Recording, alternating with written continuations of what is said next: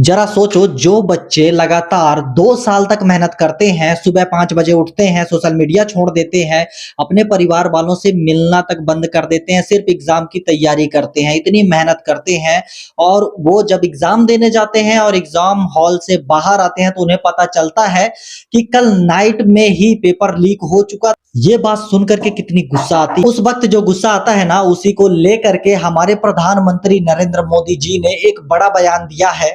आप उनका बयान खुद सुन सकते हैं। साथियों, विश्वस्त परीक्षा पद्धति, इसके लिए हम लगातार एक के बाद एक कदम उठा रहे हैं। टास्क फोर्स की रचना हो, फास्ट ट्रैक की और रचना हो, राज्यों के सुझावों को ध्यान में लेना हो, क्योंकि पिछले कई दशकों से हर राज्य और केंद्र सरकार इस प्रकार की पेपर लीक की परेशानी झेल रहा है। बच्चों के भविष्य को भी इसके कारण संकट पैदा हो रहा है। इन सब को ध्यान में रखते हुए देशव्यापी सभी राज्यों में भी और केंद्र में भी शिक्षा पद्धति में सुधार अनिवार्य हो गया। टेक्नोलॉजी के भरपूर उपयोग की आवश्यकता हो गई और साथ साथ फिर से कोई पेपर माफिया, पेपर लीक करने वाली गैंग, देश के बच्चों के भविष्य के साथ खिलवाड़ करने वाली गैंग, उनको बख्शा नहीं जाएगा। इसलिए कठोर कानूनों की भी जरूरत है। हम संसद में बिल लेकर के गए थे और जैसा मैंने आपको वादा किया, गत 2 दिन संसद के दोनों सदनों ने, अधिकतम माननीय सांसदों ने विस्तार पूर्वक उससे चर्चा की है। दोनों सदनों ने इस कठोर कानूनों वाले, प्रावधानों वाले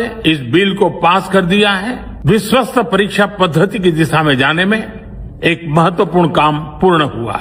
पेपर लीक कराना किसी एक आदमी का काम नहीं होता है। ये एक मल्टी करोड़ पेपर माफिया बन चुकी है, जहां अंदर की सेटिंग से लाखों रुपए में सॉल्वर गैंग को पेपर बेच दिया जाता है।